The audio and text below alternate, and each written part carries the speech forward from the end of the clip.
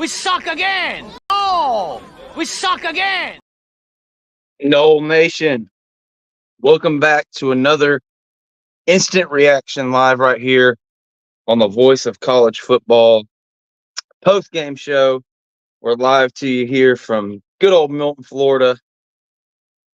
A little bit of deja vu, guys. A little bit of more of the same as the Noles moved to 1-7. Man, really tough to watch that game. Luke Cromenhawk continued to show some flashes. Brock Glenn gets the start again, but I believe he only got 2 series before they put Luke in there. He really made some plays. There weren't a ton of drops early on in the game.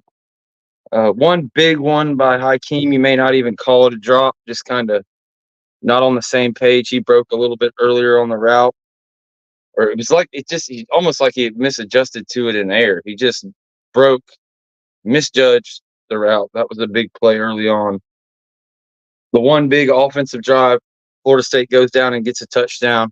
Our guy Luke really showed off his wheels, his athleticism, as the kind of announcers talked about over and over again as my dog goes crazy in the background. So that was the one kind of big highlight of the game, was that one big, it was like a 60-yard rush by Luke. They end up getting in the end zone. I swear, I promise I won't talk about Toafili for the first 5 or 6 minutes of the game or the post game here. But yeah, just a whole lot of the same of what we've seen all year. They really tried to get Lloyd McCoy and Elijah Moore going in this game, so happy to see that. But you kind of get what you get with the freshman tight ends and the freshman wide receivers. The seniors have been dropping the ball all year, so you want to see these guys get a chance, but they're not exactly clutch players yet at this point in time in their career. Miami had some pretty damn good linebackers. We talked about the matchups as far as the secondaries and what Florida State needed to do in this game to have a chance to win. If you watched our show on Friday over at the Renegade Report, it played out pretty much how I called it, just the offense couldn't get things done. There was opportunities to be made in the passing game. It didn't come together. Luke made some good throws, as I said. Florida State's offense against that defense, there's so many things. I know people weren't too happy with not kicking a field goal late, going for it on so many fourth downs. Mike Norvell it feels like he almost gave up there in the second half. The defense really had started figuring some things out. It's easy in hindsight to say he should have punted on those fourth downs, but he converted 2 or 3 of them. Really got some momentum there going from that, so I can't blame him too much for those. But it was just really tough. It's hard to judge this defense based on, the game that Mario Cristobal is going to call, the game that anybody's going to call against this team. If you're not going to push it, they're going to keep running the ball. They'll give me 1 second to shut this dog up. It's driving me nuts.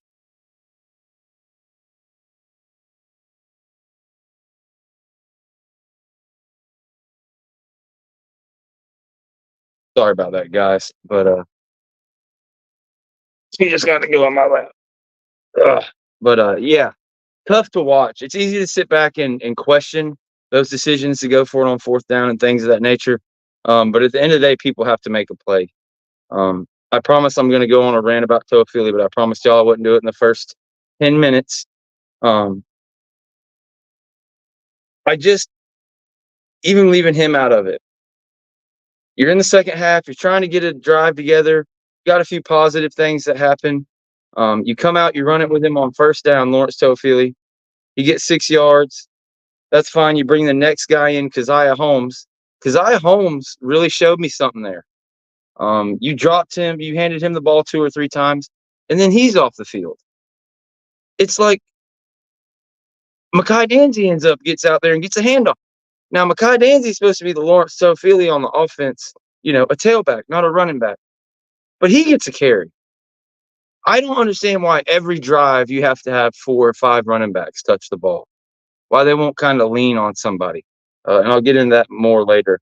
But I thought you saw flashes on the offense. If there's one thing I will say, us being in this game for that entire first half and getting to watch Luke do his thing, that was probably the most fun I've had watching FSU football all year. As gut wrenching as it was, and the bigger the knot kept getting into the third quarter, and then it's over with. Like, yeah, that all sucked. But I think a kind of a conversation we can have right here before I start hammering into the things that I didn't like to see on the field. I think Brock probably lost his job. Curious what you guys think about that, but I think the reason that you saw Luke come out last game, I was kind of thinking, hey, I don't know exactly how far into the installation of the offense and learning everything Luke needs to know he is, given the fact this is only his third year playing quarterback, all the things that you guys heard on the broadcast, and I've told you over and over again. They were talking about coaching him up on the sidelines and Malik Benson drawing out plays with him and things like that.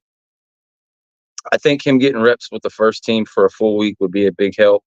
I feel like he's earned that shot to start a game, to go in there, and at this point of the season, the development of these guys. There comes a point when you hear football players talk, the ones that I've talked to, different things I've watched over the years. They all kind of say, as you get closer and closer to championship weekend, these true freshmen, they start turning into pretty much sophomores or redshirt freshmen. A kind of, click will go off. We already saw that light bulb go off a bit for Luke, with him getting on the field the past 2 games. So, yeah, he's got at least 2 more games to burn. So whether you do it in the next 2 games or whether it's that third game, I hope he gets a chance to start, see what you got there. And, yeah, one major bright spot on this team is Luke Krummenhoek. I don't buy the rumors he's thinking about transferring or anything of that nature. Big Luke Krummenhoek fan, so shouts out to him. I believe it was Sam Singleton on one run for about 4 yards, completely laid the wood and knocked the dude out. I liked our running backs all night. I thought, just again, Mike Norvell kind of, for whatever reason, they don't trust it. I feel like this offense gets itself in so many holes throwing the ball, and it's like you hear the announcers, oh, they actually ran for it again on first down. I'd like to see what the average is of the yards per carry on first down is for this offense, because so many times you throw it on first down and you're incomplete or you're sacked for a 2-yard loss, and then you run it and it's telegraphed. You can see it from the bleachers. It's telegraphed, and then somebody gets no yard. But you turn around, you hand it off on first down, then you get a big passing play behind that, and what do? You run up and you throw it to three times in a row, and you're off the field. So I don't know. I don't claim to be smarter than any coaches that coach at this high level, anybody that played the game at a high level. It just seems to me, low snap counts, limited possessions, all these things, just have a little, even if you only get 4 yards, you run for 2 yards both plays. It makes everything easier for Luke and things of that nature. When you got a true freshman quarterback out there, and you can just see it at times, when they blitz, it's hard for him to handle it unless he breaks out and runs. And I think they'll do those things. I'm not going to make it to 10 minutes. I lied. We're at 8 minutes and 49 seconds.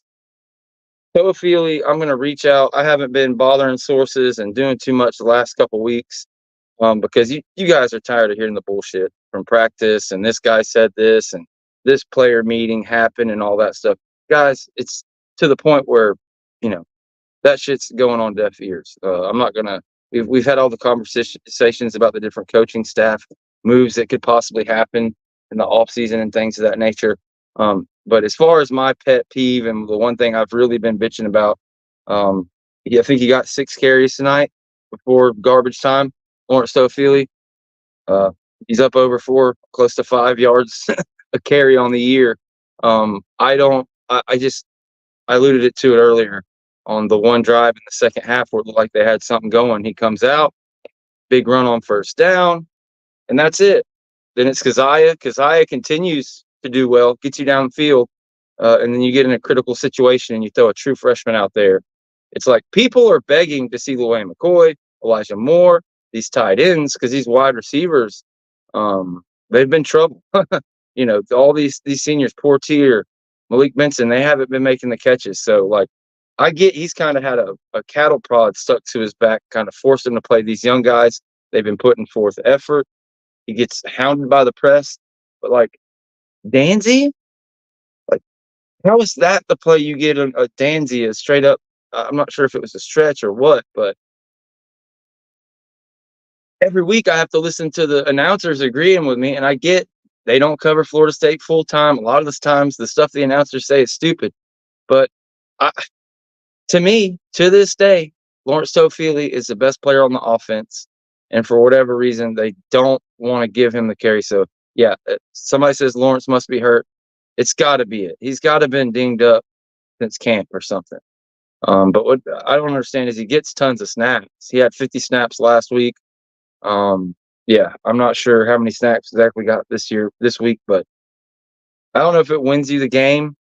But I just feel like with how things keep falling apart, all these issues that happen, um, every time you hand Toafili the ball, I have no worries. I don't feel like there's about to be a pick six or this or that outside of a holding or something. But yeah, Maury Smith. I know everybody hammers the offensive line. I've probably done it less than all the other channels, all the people on my channel, just because it is what it is. It's a horse that is dead and beaten. They went with their 8th different offensive line unit. I believe the 7th one they've started a game with this game. You get Robert Scott in at left tackle because Darius is out. Early continue to improve. You get to see him. Jacob Rizzi gets to start, I believe, at right guard. I could have the guards flipped, but it is what it is on the offensive line. But Maury Smith, man, as a guy that's got 3,000 snaps or whatever it is, been here forever, year after year, he keeps beating everybody out. You bring in these guys in the portal, he beats them out. Guys out of high school beats him out, keeping all these young guys off the field. And for whatever reason, like there's been some bad snaps and things in history. I have to go back and look at the advanced statistics, but like it's unreal. I can't remember the exact play, but it might have been like Toafili's second rush or somebody else was running it. But the running play got ruined because it was a high snap and it threw everything off. Yeah, more bad snaps, breakouts again on the offensive line. But again, like I think the best thing for this offensive line would be more run calls and handing the ball to Toafili more. But for whatever reason that isn't happening. Maybe it's injuries, maybe I'm beating a dead horse. Um, but yeah, as far as the defense goes, I want to sit here and say, yeah, the defense did enough for us to win this game. The first drive that Miami came out, of course, they freaking up the field quick. That first scripted drive was tough. They cut through us like a knife through butter. But after that, for a good whatever it is, 20 minutes of the game, it feels like you only gave up 10 points. You're doing pretty damn good. It was 14-7. You had all the chances in the world to close that off. You never did. They end up getting another touchdown and or another field goal and another field goal. And at a certain point, just like Duke last week, it looks like Mario and them watched that Duke tape and they were content to, just let FSU's offense lose it for themselves. No, people aren't going to love the defensive play calling, and it obviously didn't work on the first drive. They gave up those gashes and that touchdown quick. But basically, and it's kind of what I alluded to on the show, what was going to happen, like they just said, all right, Miami, you're going to have to beat us running the ball because we're going to dare you to throw it with Cam Ward and try to bait you into a pick six, turnovers, and things of that nature. And I will give Cam Ward this. I wanted Cam Ward from the jump. That's the guy that I wanted out of the portal. I thought he was the best portal quarterback available. I didn't think Miami was a great fit for him due to the kind of offense that Cristobal ran tonight, and what Cam Ward has done in his career does not match. He would throw up picks. He would force the ball, make mistakes in the past. Kudos to him. Shouts out to the Miami people. He did not do that tonight. And he sat there and he was pissed off. He was slamming the damn slamming the pad, whatever you call it. I want to call it an iPad, but I want to say their Windows Surface or something like that. He slams the tablet down. He was pissed because he wasn't getting off. I don't know what his stats were, maybe 200 yards, something like that. Patted him a little bit there in garbage time when you had Mario going for it on fourth down and going for 2 points and everything like that. Hey, that's cool, man. I get it. It still wasn't no damn 45-3 though, buddy. We got our touchdown. So take that, Miami fans. Take that, people that I owe a bet to and stuff. I'm sure there's probably a guy on Twitter already saying that I'm welching on a bet, this and that. Dude, I'm on my post game show. I pay my bets. So when the guy comes with his little tweet and confirms it, I'll make my offseason bet hole. I hope a bunch of guys didn't lose money out there like I did. I learned my lesson from time to time making these bets in the off season, but I don't know. I think I've came out on the good end of it. Florida fans, back in the Jimbo days, they would bet every year in the off season. So I racked up there for a couple of years. But yeah, again, if you're just joining us, welcome to the FSU Voice of College Football Instant Reaction Show. It's also simulcast over on my channel at the Renegade Report. Whether you're there, whether you're here, FSU Voice of College Football, you're out here in the barn with George and the dogs and the horses and everybody else, just hit the like, hit the subscribe. We would really, really appreciate it. Sorry to the comments. I've been trying to give you guys a good monologue, try to cover most of the stuff that happened in the game. Prayers out to our guy, Ashlyn Barker. Oh, man. It was just one of those things in football where he went to go for the tackle and the running back lowered his head to protect himself at the same time. I don't even remember the guy's name. It was one of the younger running backs for Miami, either that or just a no-name guy, Ahmad something or another. Long story short, he got ear hold, and it looked really scary just the way he was, knocked out face down in the ground. So he ended up getting up, getting helped by trainers off to the side of the field. And then a beautiful young lady helped him to the locker room. It seemed like she knew what she was doing, but it was a little shaky on my TV copy. I didn't like how off balance he was, and then making him walk all the way down there. He probably didn't want to get on the cart, a pride thing. But yeah, just hoping he's all right. So prayers out there to Ashlyn Barker, number 27, the safety for Florida State. Since we mentioned him, I can talk about the DBs. Outside of that first drive, again, as I talked about, it looked like the game plan was they were not going to let Cam Moore beat him. A lot of man coverage, a lot of 4, 5, 6 guys in the box, as I talked about. I worried about Cam Ward really getting loose and the D ends losing contain. Not too much of that. The defensive ends really got decent depth and kept Cam contained. But the issue is they just couldn't get him down. Couldn't get hold. It was the craziest things. And the kind of dagger in the heart at the end of the game was one of those where he has 10 seconds back there. It really didn't matter because Nicholson held a guy, just mugged the running back. Didn't realize he was trying to get out on a route or something. But yeah, so what they did is they just ran it. They said, we're going to take what you give us, and they ran it. When we could just get ahead of the chains at all, if we could get a stop on first down, then you can see some creative stuff with Fuller and the defensive line, and that's when this team really shined, when they're able to send blitzes and get home. But the inverse of what I just talked about on the early downs, where we're running man, the DBs are doing great, and the defensive line was doing just good enough against the run to get to some third downs. They ended up getting off the field a few times. The issue was when we would get ourselves to 3rd and 22, 3rd and 17, whatever the case may be, is that they drop down. They stop what they're doing. They stop running the man coverage with the 6, 7 guys in the box, a linebacker or 2 blitzing. And then they go to straight, man and 4 guys on the line of scrimmage. And then Cam Ward's sitting there all day long, maybe parts the sea, whatever the case may be. But you leave a Heisman candidate, a leader in the Heisman race, with 10 seconds. And yeah, he's either going to take off and run or he's going to hit a pass. I don't know why I got the baby blue sky in the background. I'll fix that in a minute while my guy here goes on a soliloquy. My guy, Tiny Hat CEO, a.k.a. @EnderPope on Twitter, joins us, man. A little different than our normal show, but, man, go off. This is FSU Miami. I appreciate you giving me a breath here Oh yeah, What's on your mind, man? oh yeah. First off, Tiny Hat Gang, we in here. Shout out to everybody in the chat. Um, I ain't gonna go off too much. I called it. We all knew that this was gonna be a L. What we wanted to see for pretty much the majority of the season after the BS that we saw at the beginning was that we wanted to see what the young guys are gonna look like. We wanted to see some fight out of these boys.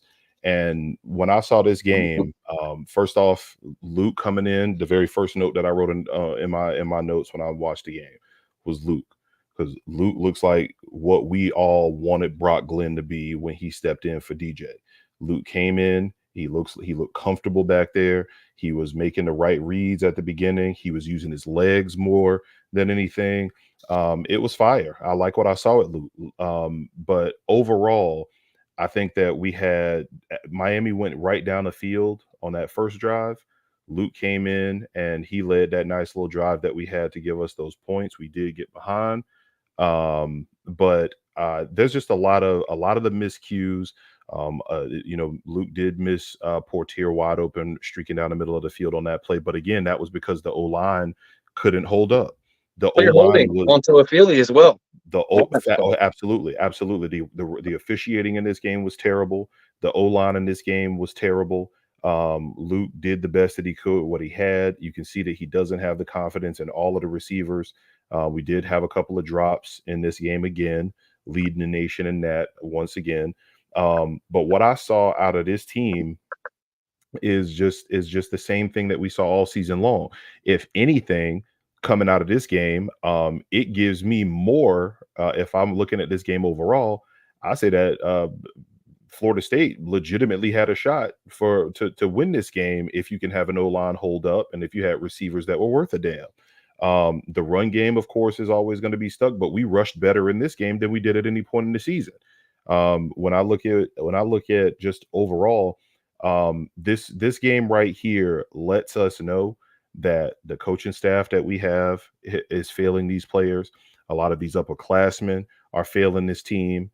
And there's just some scratching decisions that I keep seeing over and over and over again. And that's before we get to the penalties. That's before we get to the fact that they're not switching anything up. At one point in the third quarter, I said, if I'm Mike, at this point, you got nothing to lose when he started going forward on fourth down. I said, all right, so since you're playing like you have nothing to lose, then what you should be doing is put your young receivers out wide, put Weezy on one side, put Moore on the other side, put Amari Williams or put Landon Thomas in the slot, put Jakai in the slot, and you just run that same two-man game on one side, and you throw the wheel routes on the other side because this Miami secondary is food. And we didn't see them start to go to the tight end until the very end of the game when Amari Williams caught that ball streaking down the middle of the field wide open.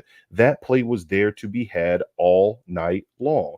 That Miami front seven is fraud. I don't give a damn what they want to say. They told us that front seven was going to be great. That front seven is fraud.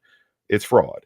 That those DBs are absolute ass on Miami side. Pardon my French. I think that Miami team, y'all can be happy that you've won all your games. Y'all be happy that you are undefeated. You don't control who's on the field in front of you. But if I am a Miami fan coming out of that game, I'm not happy about what I saw, because when you go up against the upper echelon of college football, when you go up against the Texas, a Georgia, an Ohio State, a Penn State, one of these teams that's going to actually be able to put up points and play defense, you are going to get run off the field. That's just what's going to happen. So that's what I came away from this game looking at. Florida State didn't show me anything outside of Luke being the lightning in the bottle. They didn't show me anything else that I was happy with. I'm just ready for this season to be over. We got UNC, a tough game against UNC next week, who can hang 45 on us if they want to.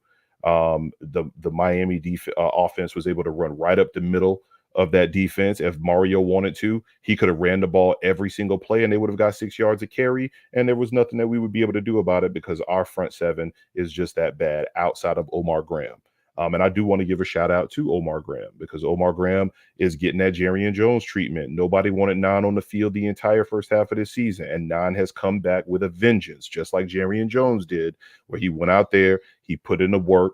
You can see that he's getting better and he's ready to go. So hats off to Miami. Even though I hate all of y'all, there's nothing good coming out of Coral Gables. I'm not even calling y'all Miami. I'm sorry about that to all of the Florida State faithful. Hats off to Coral Gables. Y'all did what y'all was supposed to do against a lesser opponent. But for Florida State, I'm just ready for the season to be over. I want to see what type of staff changes Mike is going to make. I want to see who this OC is that he's supposed to be getting in here. I want to see what that's going to look like.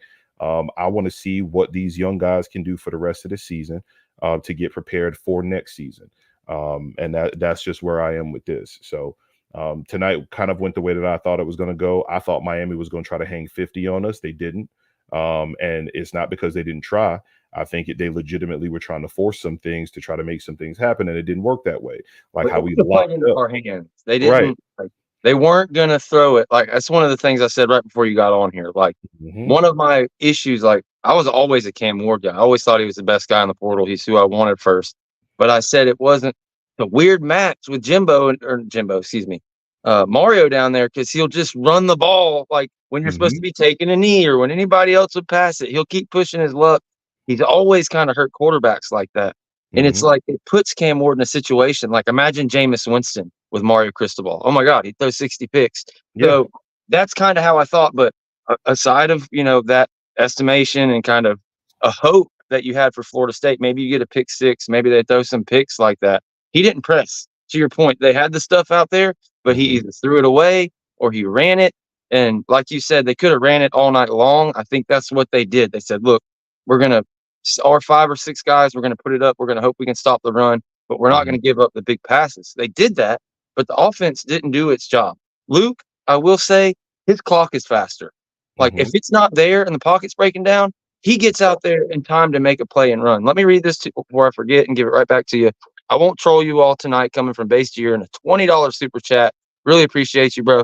Y'all got something in Luke, and y'all should not be 1-7 with that defense. I respect the pettiness to play, not to get blown out by Mike too. Appreciate you, bro. And yeah, it's that was a big man of you to not come in here trolling off the top rope. But yeah, go ahead. And I got a million other things to stay back, but I had to interrupt you there for a second. Oh yeah, but nah. So but Jiren did hit on something. And I'm going to slightly disagree with that because I don't think Mike didn't play not to lose or not to get blown out. Mike legitimately went into this game. You could see with the play calling and the way that he was doing things. He was like, no, we gonna take it to him and we gonna see what we can do out here. It's just that the offense it does not click. Luke came in with something different after Brock went out there and looked plebeian, and Luke was a spark. And he said, oh, okay, we got something here. Let's see if we can push this. Let's see where it goes. That's why when he comes out in the second half and he's treating every series as a 4-down series. I said, okay, so Mike really come into play. He started to go a little bit up tempo. He started to hit the backs out of the backfield. He started to let Luke, try to move the ball down the field. It's just that, players either dropped the ball or we had a devastating holding penalty or some nonsense happen that stalled out those drives. But for the most part, offsides could be called off by a hold when if the guy didn't hold him, it's unabated to the quarterback, but they didn't blow the whistle. Like, how the fuck does a hold? I know, I guess it's in the rule book. I didn't even look it up because if ESPN and nobody even, blinked at it, that's got to be the rule. But if he blocked him, it's a false start. So he sees a freaking guy going at the franchise, a true freshman. So he holds, and somehow that goes against FSU. That really pissed me off. Yeah, that was an offsetting, which was annoying because they didn't call numerous holds that we saw out of Miami on this night. So many holding plays. Hell, there was that one play I want to say it was in the third quarter where Cam Ward's running out there, and we watched 3 different Florida State players get held, and then they called defensive holding on one of our linebackers. And I'm we started getting called right garbage time. And they started giving us something. So that the refs in this game were piss poor at best. So I'm not even fretting on that. I did see somebody in the chat say, "Is Luke the guy moving forward?" I think tonight was an unequivocal yes. It would not surprise me at all if we saw Mike start to trot Luke out there more. It wouldn't surprise me if in the offseason we hear that there's an open competition for the position, and we hear that Luke is taking over for Brock, taking over the position from Brock. Would not surprise me if I hear that Brock hits the portal. There's a lot of stuff that I can see, but Luke legitimately stepped in tonight and showed that if Mike would have done what we have been calling for Mike to do since the second game of the season, since that second half of that Boston College game, if he went to the young guys and let those young guys go in when he saw that their option A was not working, I think that we have a completely different ball game on our hands because Luke and Brock have more than 2 games under their belt. They probably have 5 games under their belt by this point, and then we have a bigger showdown. And that's why when I'm looking at this game, that's what pissed me off more than anything was the fact that we have been calling for this youth movement for so long. Get a different quarterback in there. Get the young receivers in there. Put the young tight ends out there. Give the ball to RB1, which you have been screaming on this channel here and on this show here for weeks. Give the ball to Toafili and let him go. If Mike does that sooner, 3 or 4 games ago, now we're going into this Miami game, going up against a high-powered offense with more arrows in our quiver. We're able to actually put up points against these boys. Now, I'm not saying that the O-line is going to miraculously get better. I mean, I think they said we started with our eighth iteration of the O-line this season because of injuries. So the O-line may not have held up. But from what we've seen from this Miami team over this last 3 or 4 weeks here, they can put up points on you, but they can be God.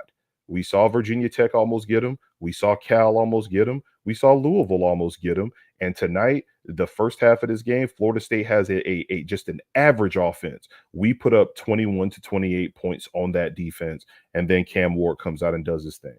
But I was more upset at some of the technique that I saw. I was upset that it looked like our defensive game plan was just as basic as you can get it to be. Miami didn't look like they were rushed at all. Miami didn't look like it was stuff that they hadn't seen before. Miami just missed plays.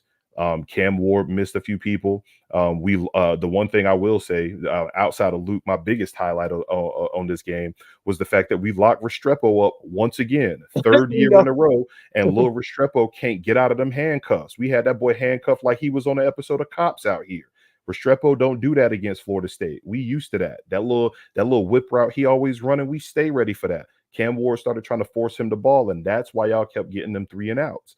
That's why Cam Ward was looking pissed off when he was walking off the field on a 4th and 3, because he knows he has these other guys open, but he was trying to force it to Restrepo all night, and that was what was causing y'all problems. He wasn't able to take off for the big runs because our defensive tackles can't get any push. So when he does step up into the pocket, he's stepping right back to where our sorry D tackles are standing. So I wasn't really I wasn't really impressed by anything that I saw out of Miami.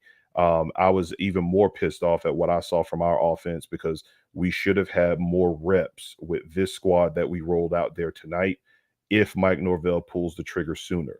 And like I said, 4 weeks ago, it's not about this season. This season's been a wash since we lost to Georgia. Some people will say since we lost to Georgia Tech. I'm going to say this season was a loss after the first half of that Boston College game. I'm looking more for the future of the program, and I think we found a future at the quarterback position with Luke. The future at the running back position was out this game.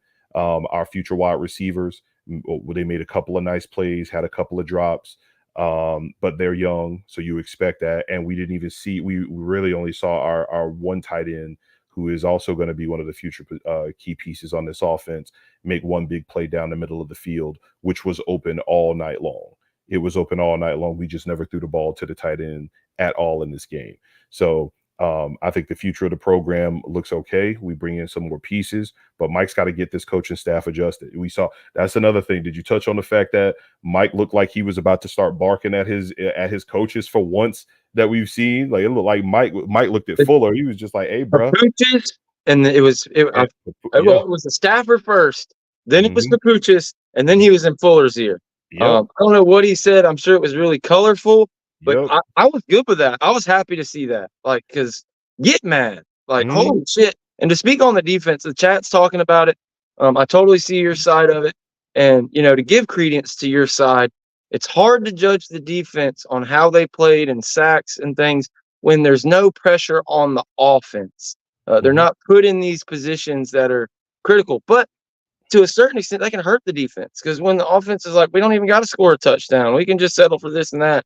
So it's kind of tough. But what I will say, I understand the game plan they went with. Like I predicted it on the show Friday. Like they were just going to force them to run And so with that game plan, I mean, it really worked. It's 14-7. You get the ball out coming out of half. If you score, one of the two or the three times that you're supposed to, if you can ever have a lead in the game, then all of a sudden on 3rd and 7, they're trying to pass it. They're not just going to hand it off and get a halfback draw that goes for 8 yards. And Cam Ward maybe throws a pick. You get more big plays because the defensive backs, for the most part, played pretty damn well. Noles got beat one time by Restrepo, I think. But, I mean, Fintrell played damn well. AZ played well in coverage, not so much in tackling as he kind of has all year. Liked what we saw out of the young Earl Little Jr. He wasn't playing great in coverage, didn't have many tests, but, man, he was a missile coming downhill. So Surtain had those guys coached up and things, but, like, that doesn't work. You're not going to have a chance to win playing that defense with the offense that we have. And we kept talking about it. We didn't have the crazy drops this game. It's not all on that. So shout out to Kyle Morlock for being clutch the past two games. They've shrunk his role, and it's been better. My biggest thing that I want to hear from you on is, and you already touched on it with Toafili, I've been trying to lay off of that because I don't know. The guy must be hurt is the reason they won't hand him to. He got like 6 carries tonight again. Pisses me off. They finally bring the Wildcat off, and they snap it to Ja'Kai both times. I don't know what backwards world I'm living in. But take Toafili out of it. Just running backs, period. The good drive we had in the second half that we stalled out, didn't kick the field goal, and ended up turning it over, starts off with a good Toafili run. And then after that, Keziah takes off, and then they take him out and put somebody else in. And then they put on the penultimate down that we needed to make something happen, they stick the true freshman, Mekhi Danzy. That's not a youth movement. That was popular at the beginning of the season. But, like, why do we have to play 4 and 5 running backs on every freaking drive? Like, I don't stick with Keziah for a whole drive. Stick with Lawrence Toafili for a whole drive. I don't understand the need. I feel like they need to have, like, everybody fresh and get the ultimate out of every play. And, like, since we're so bad, you need to, like, really try to make something happen, have a guy be able to score a touchdown. But to a certain point, I feel like they just need to, I think this offensive line likes run blocking better. They just never get an opportunity to. Not that they're great at it or anything, but you see Miami go run and they only get 1 yard, and without blinking, they run it again on 3rd down after they pass it on 2nd down. We throw it incomplete on 1st down, run it on 2nd, and then we throw it on 3rd and 4th down. It's like, or we run it, what opens up the pass game, we get a 1st down, and we throw it 3 times. So with the freshman quarterbacks, I don't understand why you don't just take your 2 yards of play, even if it's only going to be 2 yards. The dude averages 4.5 yards a rush, but I'm just saying, take your 3 yards because he's going to get you that. He's shown you that. Right. And it was really annoying because this was the best rushing game that we had on the season. We had 133 rushing yards, 4.8 yards per rush. This was the best rushing game that we had all season long, and that's against what we were told was the best front seven that we were going to see on the season. Miami's front seven was supposed to be this all-world beater. We weren't supposed to be able to block them at all, but we were able to scheme some things up so that we could get out of there. And you're right, it seemed like when certain players would get in a rhythm, they would just swap them out, and it does not make sense. But I want to circle back to something because I saw somebody in the chat say that they were impressed with the Miami rushing offense. This Florida State D-line has been giving up 5 to 6 yards per carry on the season. Miami tonight, 5.8 yards per rush. So if you had the Mario offense from last year where you just ran the ball 3 times or ran the ball 2 times and then did a play action pass or whatever the case may be, you still would have won this game hands down. I mean, the time of possession in the game, y'all had 35 minutes of time of possession? We had 24. So even when you look at just the simple metrics, Miami could have legitimately just run the ball up the middle all game long, and they would have got 6 yards per rush. And there was nothing that Florida State was going to do with it. So I'm not even impressed with the Miami rushing offense because that's what everybody does to this Florida State team. Hell, we saw SMU and Memphis do the exact same thing. When you drop 6 guys in coverage, I mean, it's fucking new. They're going to run it. Like, and there's nothing there. And the Fuller defense is so predictable. It's 3rd and 10, and everybody is playing 10 yards off. It's 3rd and 3, and you got one side of the field playing 7 yards off. You got the other side of the field playing 5 yards off. So Cam Ward's able to hit wide open slants for 7 yards, first down.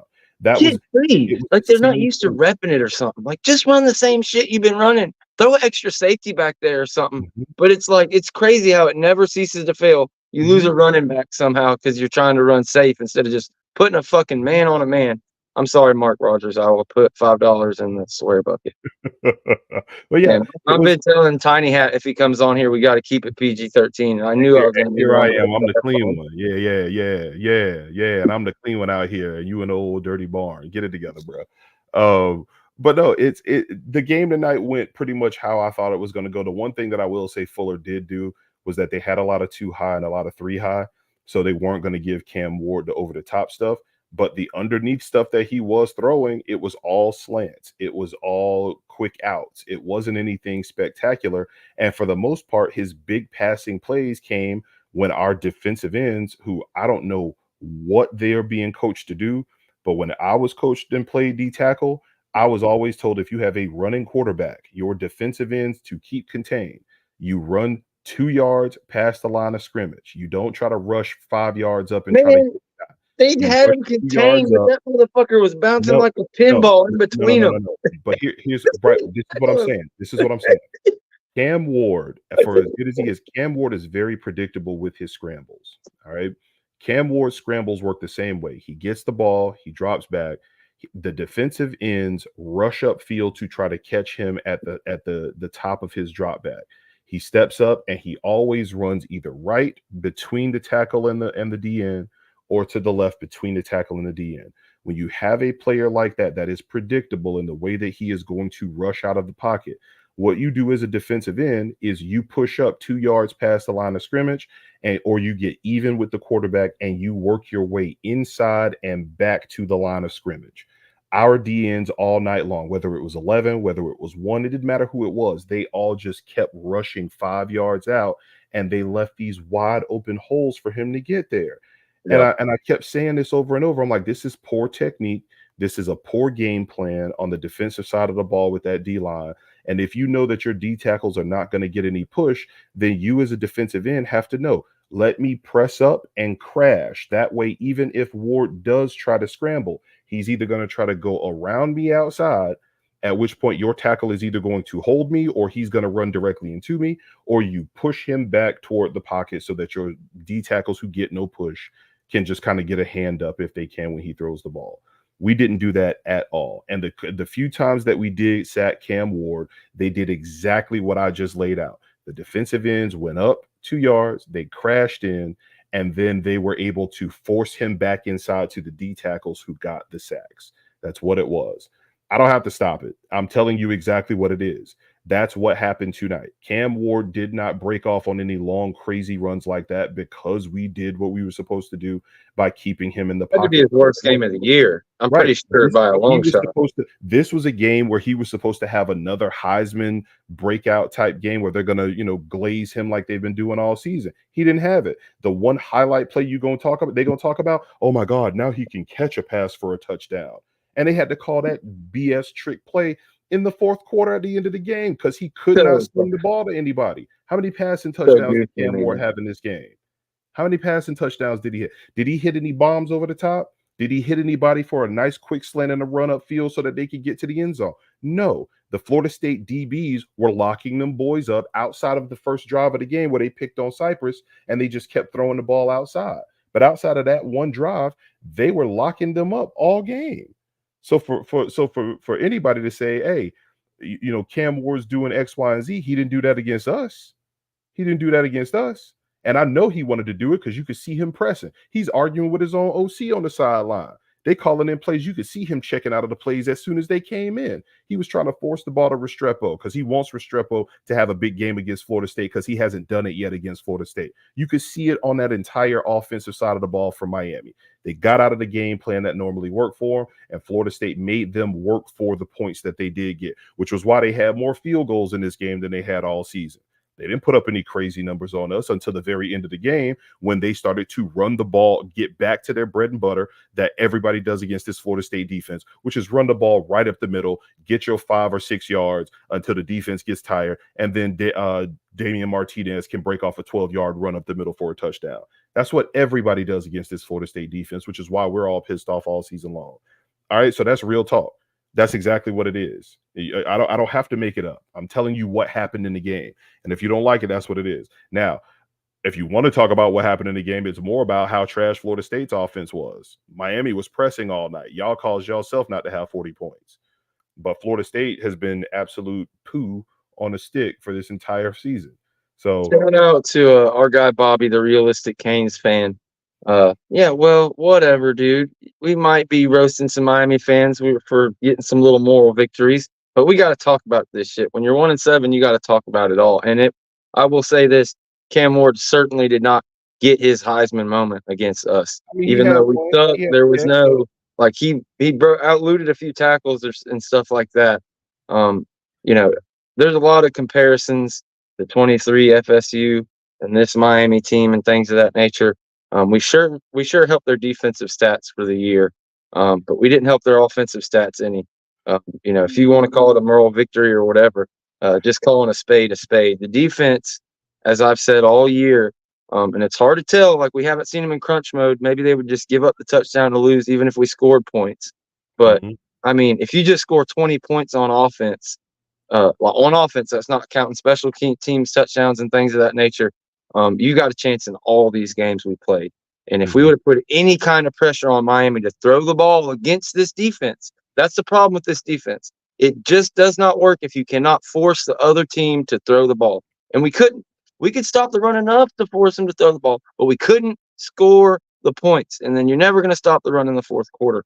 And unless you've got Jared Verse, Braden Fisk, how we had it last year, you're not going to just completely shut people down with a 4-man rush. And I hate to bring it back to my biggest problem with Adam Fuller.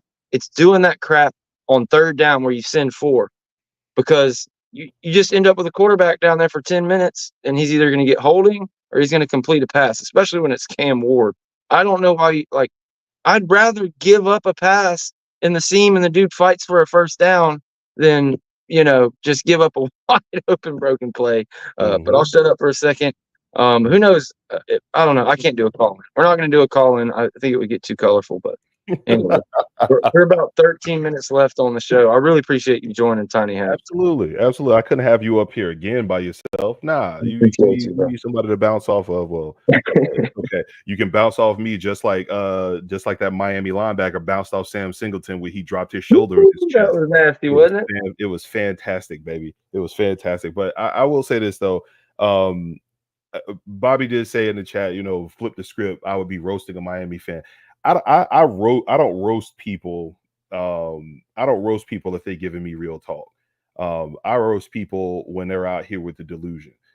The Shames fans are already in my mentions. The Shames fans are already in my group chats. The Shames fans are already all over the place talking reckless. Oh, we beat y'all. I'm like, I told y'all was gonna beat us, and y'all didn't look like world beaters. Again, Miami went up against one of the worst teams in college football tonight. One of the worst teams in college football. And your Heisman candidate quarterback did not have the game that y'all thought he was going to have. He didn't have it. And he did not have it because of what Florida State was doing to that offense on the night. Our DBs were locking up your receivers. Your best receiver got locked up. Your second best receiver got locked up. Your running game is what won you this game. And it's not hard for you to have a great running game against this team, because this Florida State team does not stop the run against anybody. The only team this season that can legitimately say that Florida State locked them up on the run is Cal. Georgia Tech ran all over us. Boston College ran all over us. SMU ran all over us. Who else was it? Memphis ran all over us. You take your pick. They all had very high yards per rush on us. So for you guys to have a 5.8 yards per rush on us, that's par for the course at this point, right? The one thing that I will say is that y'all should be more PO'd about your defense. about your secondary, because our true freshman quarterback was picking your secondary apart if we have receivers that can catch the ball and get separation. If we have one decent receiver that can get separation, Luke Kromenhoek is lighting y'all up. So How your big would Heisman, Destin Hill have been this year? I right, feel like right. It's Destin Hill, hilarious. that loss looms large. Right. Just It's from what we saw in hilarious. spring games and practice footage and stuff, he's on a Hmm. different level of catching the ball and making stuff happen yards after catch. But yeah, Hmm. Luke, that wheel route to Ja'Kai, like Hmm. I think he was shocked. He was just like, "Holy shit, it's in my hands." Yep. Like He's look at Cam Ward. he's the Look at future Cam for sure. Ward on the even. 22 of 35, 208 yards, 0 touchdowns, 0 interceptions.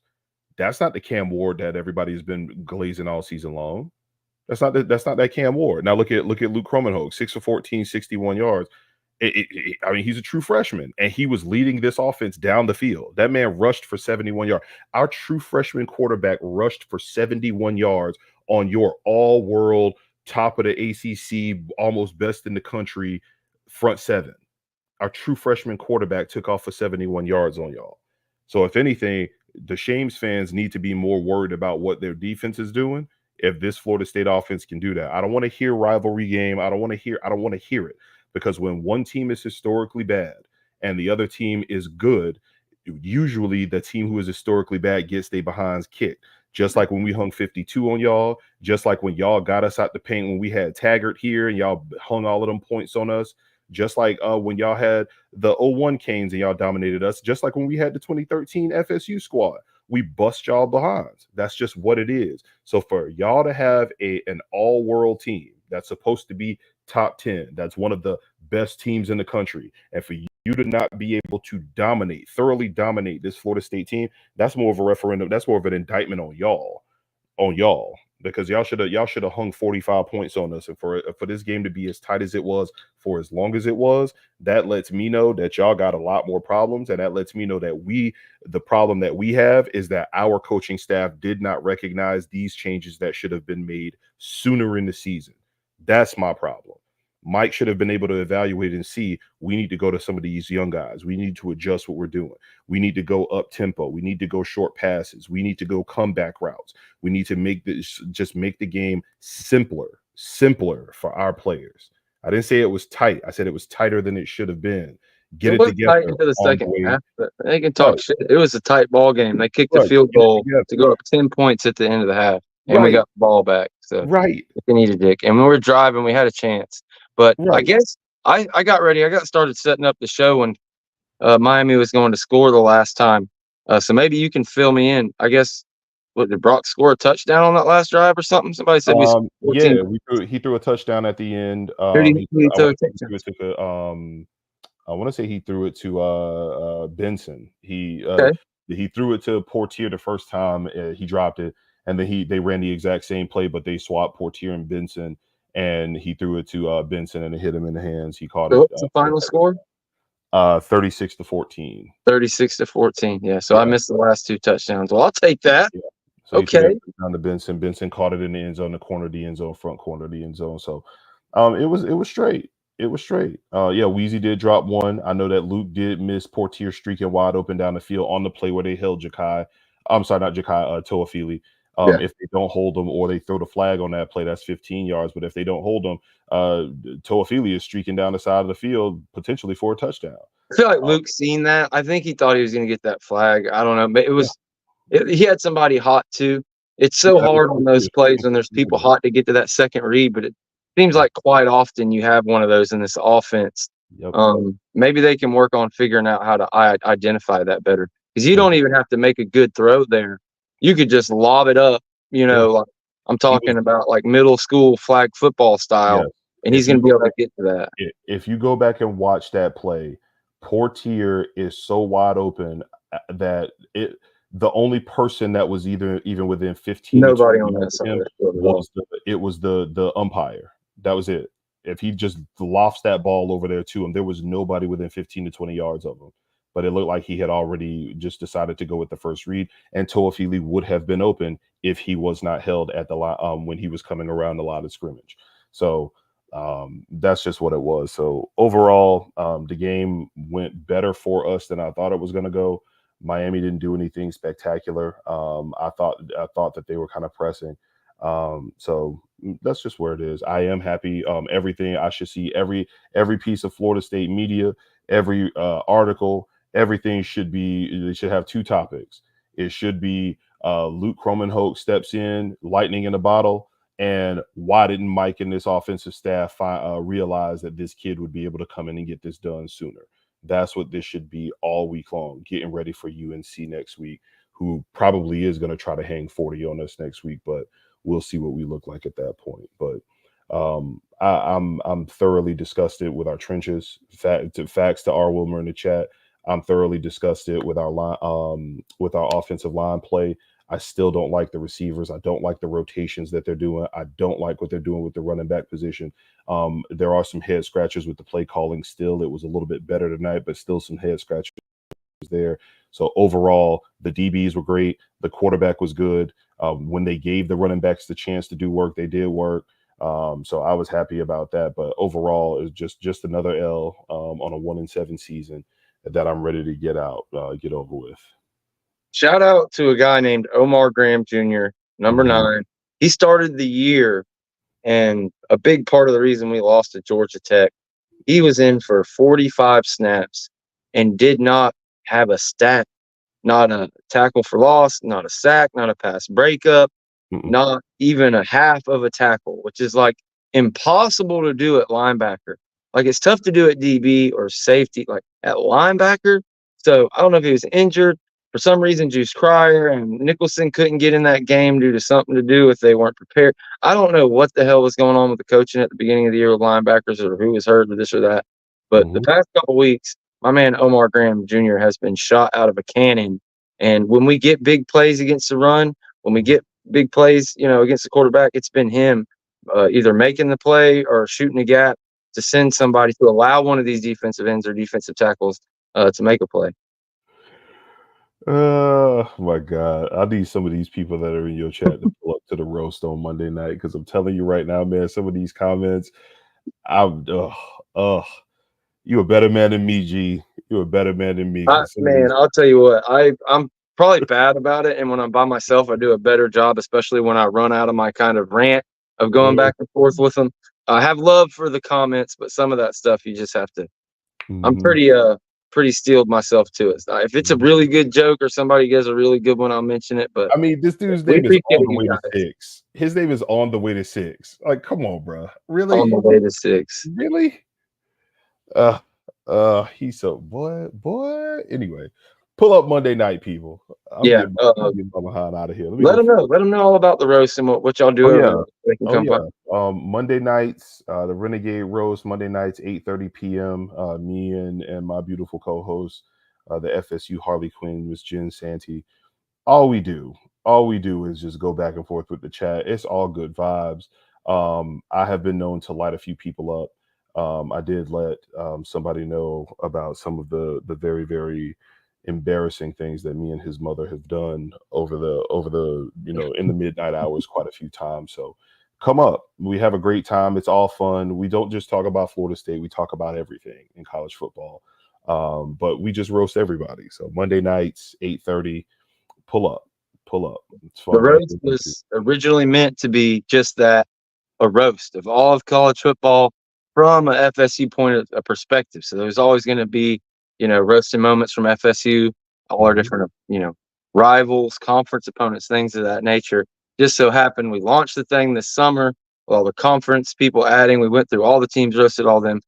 When you're 1-7, it's hard to ignore roasting your own team. So it's kind of turned into that. I think it's confused people a little bit, but it's for everybody. Like we've got a bunch of Miami fans, Texas fans, Tennessee fans, Tennessee people come up there. It's fun. It's fun. So definitely come check that out every Monday at 8:30 Eastern. Jen has been super, super busy with the work. It's been bye week. Everything's down the dumps. I'm trying not to do like 6 shows a week of just crying and moaning and bitching about the team. But we're going to get it going. We're going to keep covering the team. it won't be long before we're talking about court cases and recruiting and what coaches are getting hired and which ones are getting fired. It's going to get real. We're going to do a lot more content. But again, thanks to Tiny Hat for joining us. Make sure you're subscribed right here at the FSU Voice of College Football. And I'm not sure. It'll probably be the next show to look for will be the roast on Monday for those that are asking in the chat. Then we'll probably do a show Tuesday and Friday this coming up week. But again, Voice of College Football, FSU Voice of College Football at the Renegade Report. Go follow my guy Tiny Hat at Ender Pope on Twitter, and I'll find a video to take us off into the sunset. Yeah, go Noles, baby. Somewhere. I'll find it.